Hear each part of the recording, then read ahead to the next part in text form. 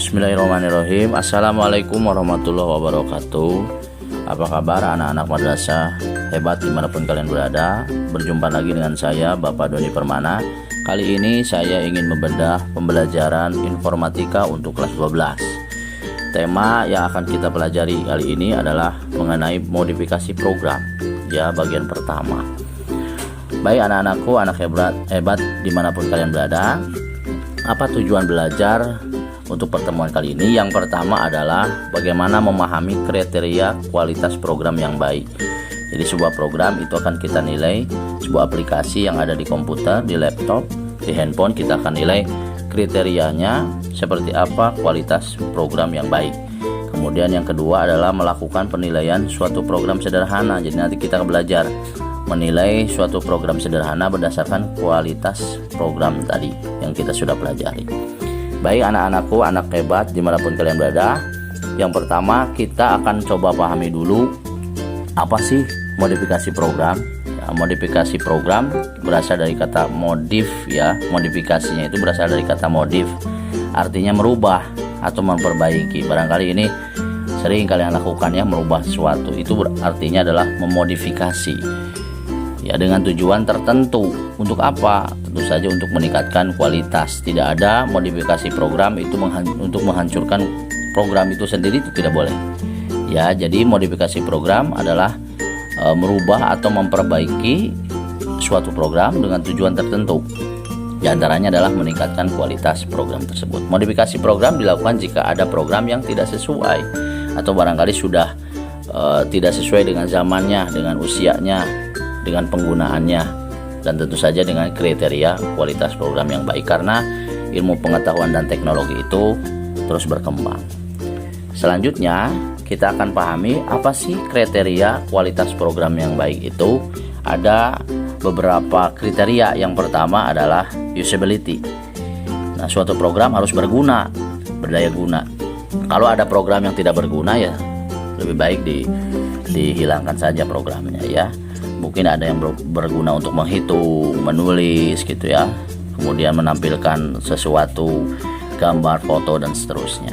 Kemudian program itu harus be reliable, harus dapat diandalkan, memberikan hasil yang sama. Jangan sampai menghitung pada kalkulator, misalnya aplikasi kalkulator menghitung pada satu waktu hasilnya sekian, di waktu yang lain hasilnya berbeda. Ini berbahaya. Atau mengukur suhu di ruangan ini berbeda dengan ruangan yang lainnya, standarnya berbahaya, ya. Kemudian maintainability, mudah perawatannya, itu dirawatnya mudah. Kalau misalkan perawatannya, suku cadangnya harus beli ke luar negeri, itu berbahaya, ya, nanti harus dimodifikasi.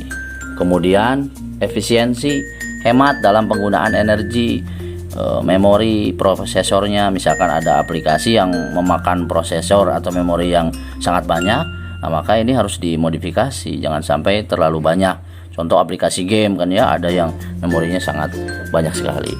Kemudian eye catching atau user interface, tampilannya menarik, karena tampilan ini kan di awal, ya, orang akan menarik melakukan atau menggunakan aplikasi itu berdasarkan tampilan pertama. Maka kalau kamu misalkan nanti membuat program tertentu, itu harus eye catching, harus menarik tampilannya, mudah digunakan, bahasanya jelas, petunjuknya jelas gitu, ya.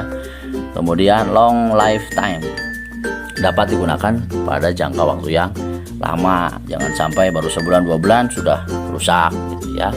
Ini kriteria kualitas program. Selanjutnya high performance, dapat bekerja dengan baik walaupun digunakan oleh banyak pengguna.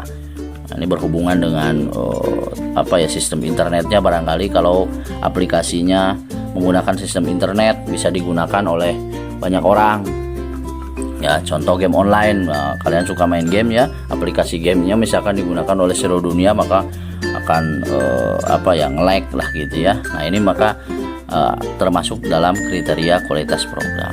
Selanjutnya readability, harus mudah dipahami, dibacanya enak gitu, ya. Petunjuknya juga mudah. Kemudian robustness, mampu mentolerir inputan yang tidak terduga. Misalkan ada aplikasi yang menuntut menginput nama, misalkan nama itu kan ada yang huruf besar semua, ada yang huruf kecil. Nah, misalkan ada yang menginputnya huruf kecil, ya maka harus bisa ditolerir, bisa digunakan. Jangan sampai ketika memasukkan huruf kecil malah error, atau sebaliknya memasukkan huruf kapital malah error. Nah, maka harus diperhatikan kriteria kualitas program yang seperti ini. Jadi itulah kriteria kualitas program. Contoh, ini contoh tampilan program ya, aplikasi. Dan menurut kalian kira-kira apa sih yang tidak sesuai dengan kriteria kualitas program di sini? Ini saya mau contohkan. Ini dari tampilan pertama saja, dari kriteria eye catching saja ini sudah tidak terpenuhi ya, karena tampilannya ini tidak jelas seperti ini. Oke, menarik, ada animasi-animasi, tapi ini kan maksudnya tidak jelas. Kemudian readability juga ini kurang karena tidak ada petunjuk, tidak ada judulnya apa, ini aplikasi apa, begitu. Itu yang dimaksud dengan penilaian kualitas program. Nah, setelah dinilai nanti program tersebut bisa dimodif, bisa dirubah, tapi tidak saya contohkan pada pertemuan ini karena apa, terlalu panjang ya. Contoh yang lain, ini kualitas programnya bagaimana. Nah, ini dari readability sudah oke ya, banyak tulisan, petunjuknya jelas, tapi dari eye catchingnya ini tidak menarik ya programnya. Dan dari judul kita lihat, judulnya tulisannya sama dengan tulisan yang lain, jadi ini eye catchingnya, tampilannya kurang bagus ya. Sama dengan ini juga terlalu sederhana, bahkan tulisannya terlalu banyak ya, readability-nya kurang, begitu. Ini cara menilai program-program, ini program sederhana gitu ya. Nah, oke, untuk mengakhiri pertemuan ini, kalian silakan buat penilaian kriteria kualitas program pada slide sebelumnya. Berarti yang ini kalian silakan menilai ya berdasarkan kualitas program. Tidak usah banyak-banyak, misalkan tiga kriteria nggak apa-apa, jelaskan kurangnya apa, kelebihannya apa dari tampilan program ini yang sederhana. Oke, baik, itu saja barangkali, mudah-mudahan dapat dipahami. Terima kasih, semangat belajar. Assalamualaikum warahmatullahi wabarakatuh.